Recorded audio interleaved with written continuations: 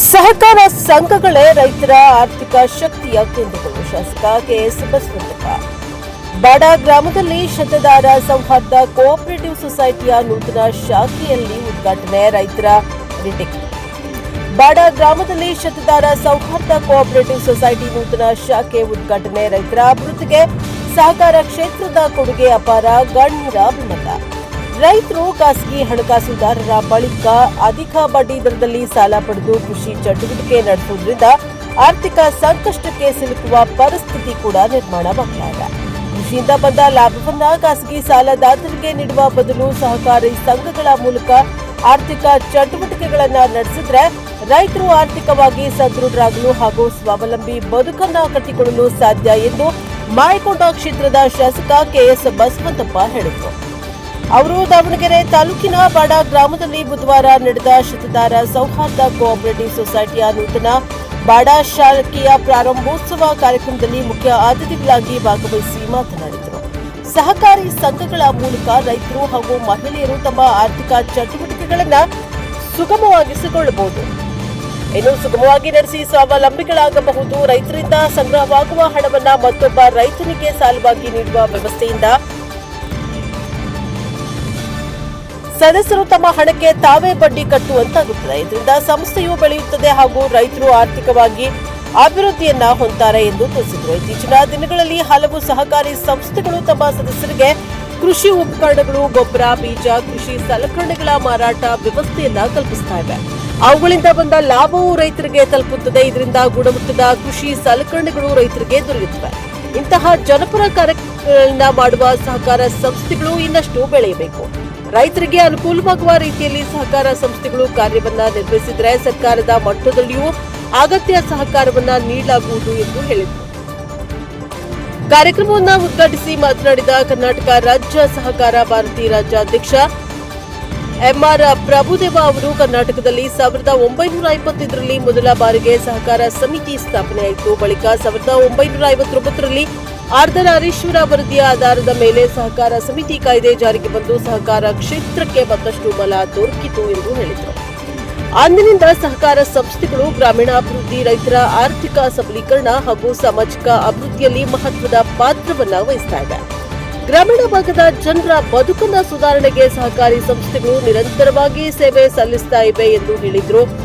ನಂತರ ಮಾತನಾಡಿದ ದಾವಣಗೆರೆ ಜಿಲ್ಲಾ ಸೌಹಾರ್ದ ಸಹಕಾರಿ ಒಕ್ಕೂಟದ ಅಧ್ಯಕ್ಷ ಎಸ್ಟಿ ವೀರೇಶ್ ಅವರು, ದೇಶದ ಅಭಿವೃದ್ಧಿಗೆ ಸಹಕಾರಿ ಪದ್ಧತಿ ಅತ್ಯಂತ ಅವಶ್ಯಕವಾಗಿದೆ. ಸ್ವತಂತ್ರ ಭಾರತದಲ್ಲಿ ಮೊದಲ ಬಾರಿಗೆ ಕೇಂದ್ರ ಸರ್ಕಾರ ಸಹಕಾರ ಸಚಿವಾಲಯ ಸ್ಥಾಪಿಸಿರುವುದು ಸಹಕಾರಿ ಕ್ಷೇತ್ರಕ್ಕೆ ಹೊಸ ಚೈತನ್ಯವನ್ನ ತುಂಬಿದೆ ಎಂದರು. ವಿಕಸಿತ ಭಾರತ ನಿರ್ಮಾಣದ ಗುರಿ ಸಾಧಿಸಲು ಸಹಕಾರಿ ಸಂಘ ಸಂಸ್ಥೆಗಳು ಮಹತ್ವದ ಪಾತ್ರವನ್ನ ವಹಿಸ್ತಾ ಇದೆ.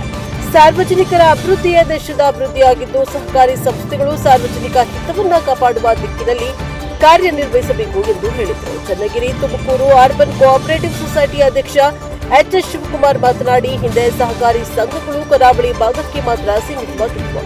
ಆದರೆ ಪ್ರಸ್ತುತ ದಿನಗಳಲ್ಲಿ ರಾಜ್ಯದ ಎಲ್ಲಾ ಜಿಲ್ಲೆಗಳಲ್ಲಿ ಹಾಗೂ ತಾಲೂಕು ಕೇಂದ್ರಗಳಲ್ಲಿ ಸಹಕಾರಿ ಸಂಸ್ಥೆಗಳು ಉತ್ತಮವಾಗಿ ಬೆಳೀತಾ ಇವೆ ಎಂದು ಹೇಳಿದರು.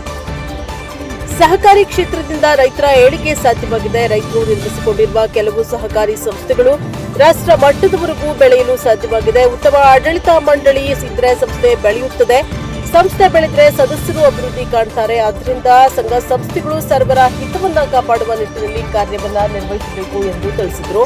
ಕಾರ್ಯಕ್ರಮದ ಅಧ್ಯಕ್ಷತೆಯನ್ನ ವಹಿಸಿ ಮಾತನಾಡಿದ ಶತದಾರ ಸೌಹಾರ್ದ ಕೋಆಪರೇಟಿವ್ ಸೊಸೈಟಿಯ ಅಧ್ಯಕ್ಷ ಅಶೋಕ್ ಡಿಪಿ ಅವರು, ಸಂಸ್ಥೆ ಪ್ರಾರಂಭಗೊಂಡು 2 ವರ್ಷ ಪೂರೈಸುವ ಮೊದಲೇ ನೂತನ ಶಾಖೆ ಆರಂಭಿಸಿರುವುದು ಸಂತಸದ ವಿಷಯವಾಗಿದೆ ಎಂದರು.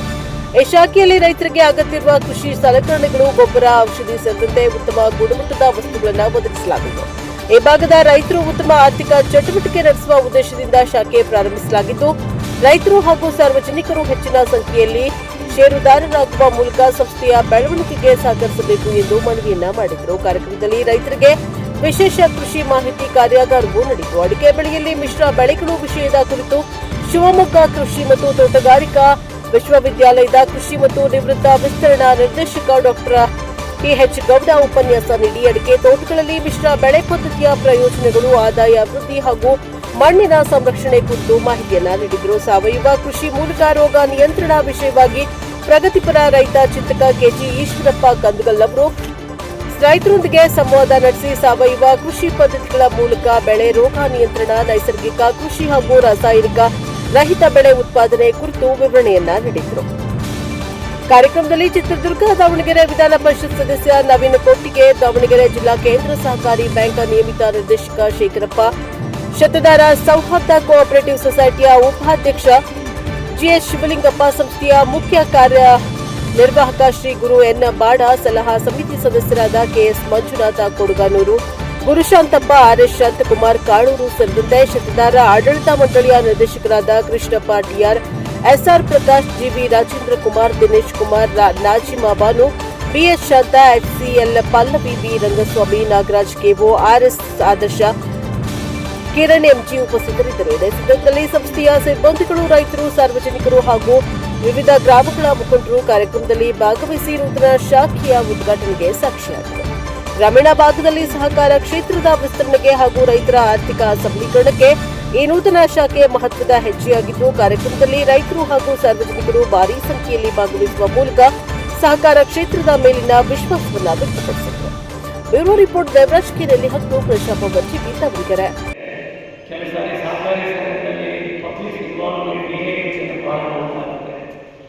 ಎಲ್ಲರೂ ಒಂದೇ ಥರ ಮನಸ್ಸಿನವರಿರಬೇಕು, ಸೊಸೈಟಿ ಬೆಳೆಯಬೇಕು, ಸೊಸೈಟಿ ಬೆಳೆಯೋದ್ರಿಂದ ನಾವು ಬೆಳಿತೀವಿ ಅಂತ ಅರ್ಥ ಮಾಡಿಕೊಂಡ್ರೆ ಸೊಸೈಟಿಗಳು ಯಾವುದೇ ಬೆಳೆಯೋದು ಬರಲ್ಲ. ಆದರೆ ಸೊಸೈಟಿ ಬೆಳೆದಂಗೆ ನಮ್ಮ ಆಸೆ ಆಕರ್ಷಣೆ ಜಾಸ್ತಿ ಆಗ್ತಾ ಹೋಗ್ತದೆ.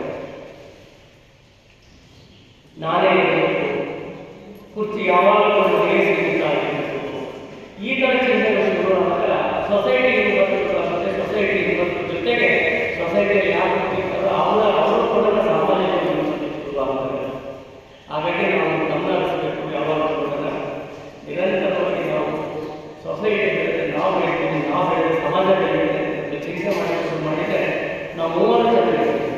ಯಾರು ಬೋರ್ಡು ಚೆನ್ನಾಗಿರುತ್ತೆ, ಸೊಸೈಟಿ ಚೆನ್ನಾಗಿರುತ್ತೆ, ಮತ್ತು ಸದಸ್ಯರು ಕೂಡ ತುಂಬ ಚೆನ್ನಾಗಿರುತ್ತೆ. ಇದೆಲ್ಲ ಒಂದು ಪೂರ್ವಕವಾಗಿರೋದು. ಈ ಟೈಮಲ್ಲಿ ಅಶೋಕ್ಗೆ ನಮ್ಮ ಕಿವಿ ಮಾತನಾಡೋದು ಅಂತ ಹೇಳಿದರೆ ಎರಡನೇ ಶಾಖೆ ಉದ್ಘಾಟನೆ ಮಾಡಿಲ್ಲ, ಚೆನ್ನಾಗಿ ನಡೆಯುತ್ತೆ, ನಡೆಸಿ ಸ್ವಲ್ಪ ಅಗ್ರೆಷನ್ ಕಡಿಮೆ ಆಗಿರುತ್ತೆ.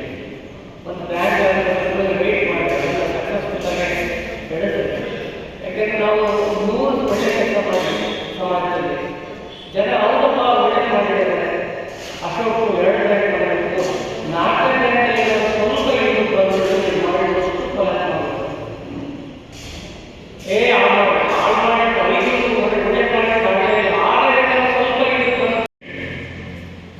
ನಾವೆಲ್ಲರೂ ಅಭಿನಂದಿಸಬೇಕು ಮತ್ತು ಸಹಕರಿಸಬೇಕು ಅಂತ ಹೇಳಿ ನಾನು ಕೇಳ್ಬೋದು. ಅಲ್ಲಿ ಒಂದು ಆಡಳಿತ ಮಂಡಳಿಯಲ್ಲಿ ಅನೇಕ ಜನ ನನ್ನ ಸ್ನೇಹಿತರು, ವೀರೇಂದ್ರ ಇರ್ಬೋದು, ಕೃಷ್ಣಪ್ಪ ಅವರು, ಅನುಭವಸ್ಥರು, ಸಮಾಜದ ಬಗ್ಗೆ ಕಳಕಳಿ ಇರುವಂಥವರು ಇದ್ದಾರೆ. ಪ್ರಭುಣವರು ಮಾತಾಡ್ತಾ ಸೌಹಾರ್ದ ಸಹಕಾರಿ ಚಳುವಳಿ ಹೇಗೆ ನಡೆದು ಅನ್ನೋದನ್ನು ಹೇಳಿದರು. ಕ್ಯಾಂಪ್ನ ಅಧ್ಯಕ್ಷರಾದ ಶಿವಣ್ಣವರು ಸಂಸ್ಥೆಗಳ ಬೆಳವಣಿಗೆ ಹೇಗಿರಬೇಕು ಅನ್ನೋದನ್ನು ಹೇಳಿದರು. ಸಹಕಾರ ಕ್ಷೇತ್ರ ಒಂದು ಬಹಳ ದೊಡ್ಡ ಅವಕಾಶಗಳಿವೆ. ನಮಗೆಲ್ಲ ಗೊತ್ತಿದೆ, ಮಾನ್ಯ ಪ್ರಧಾನಮಂತ್ರಿಯವರು ಅವರ ಗುರಿ ದೇಶವನ್ನು 47ರೊಳಗೆ ವಿಕಸಿತ ಭಾರತವನ್ನು ಮಾಡಬೇಕು ಅಂತ ಹೇಳಿ ಗುರಿ ಇಟ್ಕೊಂಡಿದ್ದಾರೆ.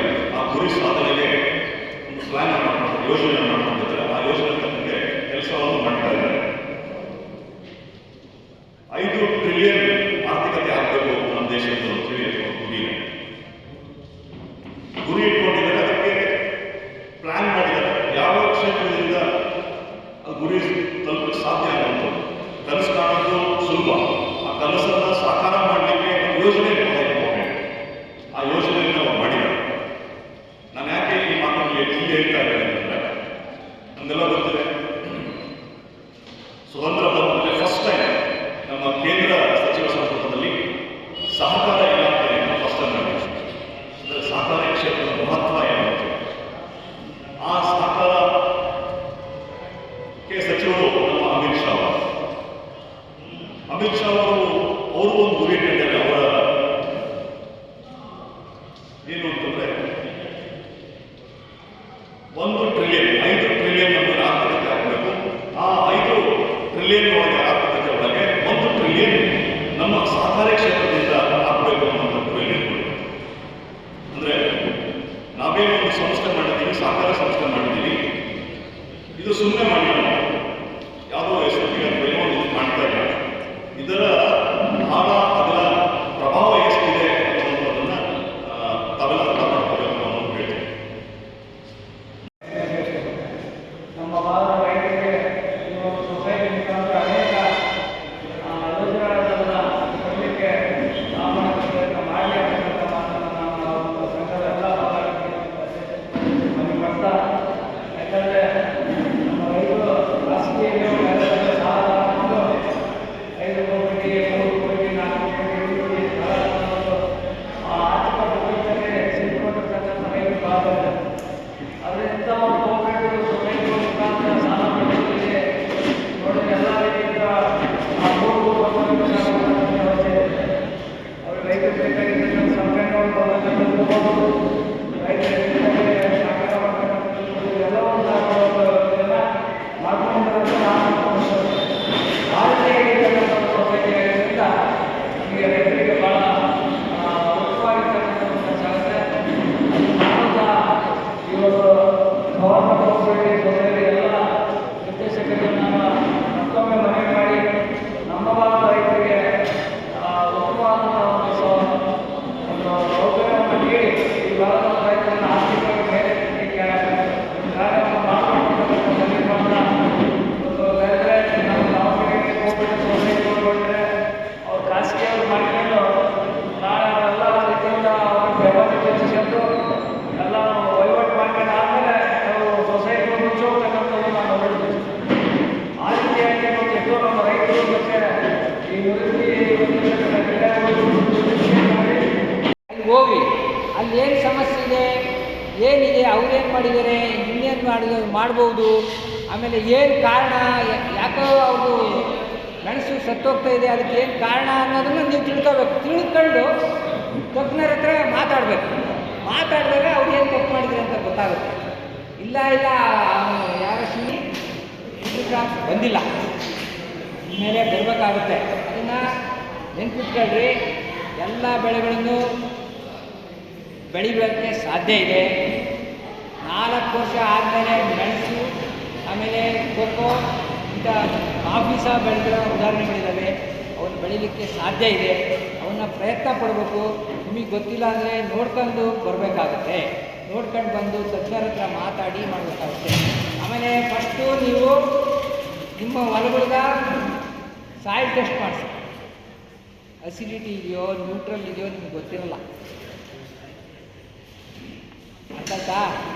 ಗೊತ್ತಿರಲ್ಲ. ಅದು ಭಾಳ ಗೊಬ್ಬರ ಹಾಕ್ತೀನಿ ಏನೋ ಮಾಡ್ತೀನಿ ಅಂದರೂ ನಾವು ಅಪ್ಡೇಟೇ ಆಗಿಲ್ಲ. ಎಲ್ಲ ಬ್ಲೀಚಿಂಗ್ ಆಗ್ತಾ ಇರುತ್ತೆ. ಜೊತೆಗೆ ಜೋಡ್ಕೊಂಥ ಸಂಕೋಲಿಗಳಿಗೆ ಇವತ್ತು ನಮಗೆ ರಾಜ್ಯಾಧ್ಯಕ್ಷರಾಗಿ ನಮಗೆ ಮಾರ್ಗದರ್ಶನ ಮಾಡ್ತಿದ್ದಾರೆ. ಸಂಘಟನೆಗಳಿದ್ದರೆ ಹೇಗೆ ಅಂತ ಹೇಳಿದ್ರೆ, ಇವತ್ತು ಸಾಮಾನ್ಯ ಒಂದು ಕುಟುಂಬದಲ್ಲಿ ಬೆಳೆದಂಥ, ಒಂದು ಹಳ್ಳಿಯಲ್ಲಿ ಬೆಳೆದಂಥ, ಮಾಗನೂರಿನಲ್ಲಿ ಬೆಳೆದಂಥ ಪ್ರಭುದೇವರು ಇವತ್ತು ರಾಜ್ಯಕ್ಕೆ ಮತ್ತು ಲೀಡರ್ಶಿಪ್ ಸಹಕಾರ ಭಾರತಿ ಕ್ಷೇತ್ರದಲ್ಲಿ ಕೆಲಸ ಮಾಡ್ತಿದ್ದಾರೆ ಅಂತ ಹೇಳಿದ್ರೆ ಈ ಸಂಘಟನೆ ಮುಖಾಂತರ ಅಂತ ಹೇಳ್ತಾ ನನಗೂ ಕೂಡ ಹೆಮ್ಮೆ ಆಗುತ್ತೆ. ಅವರು ಸಾಕಷ್ಟು ವಿಚಾರಗಳನ್ನು ಹೇಳಿದರು. ಅವರು ಹೋಗಿದ್ದ ಅತ್ಯಲ್ಪ ಸಮಯದಲ್ಲಿ ಸಹಕಾರ ಭಾರತಿ ಹುಟ್ಟಿದ್ದು, ಸಹಕಾರಿ ಕ್ಷೇತ್ರದ ಹಿನ್ನೆಲೆ ಏನು, ಇದನ್ನೆಲ್ಲ ನಮಗೆ ಸುಸೂತ್ರವಾಗಿ ಇಡೀ ರಾಜ್ಯಕ್ಕೆ ತಿಳಿಸ್ತಾ ಹೋಗ್ತಿದ್ದಾರೆ. ಅವರ ಅಮೃತದ ಹಸ್ತದಿಂದ ಇವತ್ತು ಇಲ್ಲಿ ಒಂದು ಕೆಲವರಿಗೆಲ್ಲ ಶತಧಾರ ಅಂದ್ರೇನು ಅನ್ನೋದು ಎಲ್ಲರೂ ಕೇಳ್ತಾ ಇರ್ತಾರೆ. ಹಾಗಾಗಿ ನಮ್ಮ ಡೈರೆಕ್ಟರ್ಗಳು ಕೇಳ್ತಾ ಇರ್ತಾರೆ, ಇವತ್ತು ನಮ್ಮ ಉಪಾಧ್ಯಕ್ಷರು ಕೇಳ್ತಾ ಇರ್ತಾರೆ. ಅದೊಂದರಲ್ಲಿ ವಿಶೇಷತೆ ಇದೆ. ಇಡೀ ದೇಶ ಸಂಘಟನೆ ಆಗಬೇಕು ಅನ್ನೋ ಉದ್ದೇಶದಿಂದ 1925 ಇಸ್ವಿ ನಾಗ್ಪುರದಲ್ಲಿ ಒಂದು ಸಂಘಟನೆ ಕಟ್ತಾರೆ. ಅದು ಬೃಹತ್ಕಾರವಾಗಿ ಬೆಳೆದಿದೆ. ಎಲ್ಲ ರಂಗಗಳಲ್ಲೂ ಅದು ಕ್ಷೇತ್ರದಲ್ಲಿ ಬೆಳೆದಿದೆ. 45 ಸಂಘಟನೆಗಳು ಬೆಳೆದಿದೆ. ಎಲ್ಲೂ ಹಿಂಗೆ ಬಂದಿಲ್ಲ, ಅದೆಲ್ಲೂ ಎರಡಾಗಿಲ್ಲ, ಒಂದಾಗೆ ಬೆಳೀತಾ ಇದೆ.